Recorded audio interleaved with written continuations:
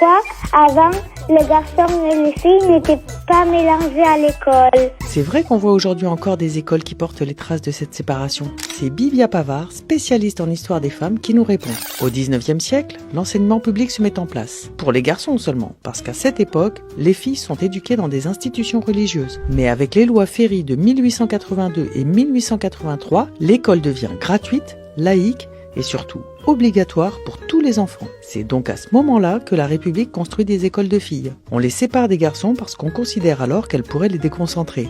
Mais c'est surtout parce qu'on leur enseigne un programme différent. Les garçons passent le baccalauréat et trouvent un travail, alors que les filles, elles, doivent entretenir le foyer et être de bonnes mères. Il a fallu attendre 1924 pour qu'elles aient les mêmes programmes que les garçons. Et c'est cette égalité d'enseignement, très importante pour l'évolution des droits des femmes au XXe siècle, qui a notamment favorisé l'apparition des écoles mixtes dans les années 60. Avant, j'étais dans un cours complémentaire, il y avait que des filles, vraiment l'ambiance n'était pas si bonne que dans un lycée mixte. Il y a une meilleure entente entre camarades, puis on prend... Tu peux recevoir jusqu'à 200 € d'aide pour partir en vacances si tu es jeune sous certaines conditions. On t'explique comment faire. Chaque année, de nombreux jeunes ne partent pas en vacances. Selon l'Observatoire des inégalités, 36% des étudiants ne partent pas en vacances l'été, principalement à cause d'un manque de moyens. La bonne nouvelle, c'est que des dispositifs peuvent t'aider, comme le programme Départ 18-25. C'est une aide allant jusqu'à 200 € pour partir en France ou en Europe destinée aux 18-25 ans. Concrètement, tu réserves ton séjour sur l'un des 3 sites partenaires. Tu peux choisir selon tes envies une destination à la mer, à la montagne ou en ville. L'aide est ensuite déduite directement au moment de la réservation et elle couvre jusqu'à 75% de l'hébergement avec un minimum de 50 € à ta charge. Tu peux en bénéficier si tu es boursier, apprenti en service civique ou bien